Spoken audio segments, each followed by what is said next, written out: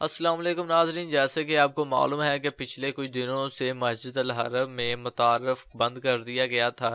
तो अब शाही फरमान के बाद मस्जिद अल हरम में मुतारफ़ खोल दिया गया है। अब वो शख्स जो कि सऊदी अरेबिया में विज़िट या फिर उम्रे के वीज़े पर आया था, अब वो उम्रा वगैरह कर सकता है। और वो गैर मुल्की जो कि सऊदी अरेबिया में रहते हैं, मुकीम गैर मुल्की हैं, तो वो अभी उम्रा नहीं कर सकते। वो अभी मस्जिद अल हरम में यानी कि खाना काबा में नहीं जा सकते, लेकिन बहुत ही जल्द वो भी वहां पर जाकर उम्रा वगैरह कर सकते हैं। तो दोस्तों, ये थी आज की छोटी सी वीडियो, छोटी सी अपडेट। उम्मीद करता हूँ आपको वीडियो पसंद आई होगी।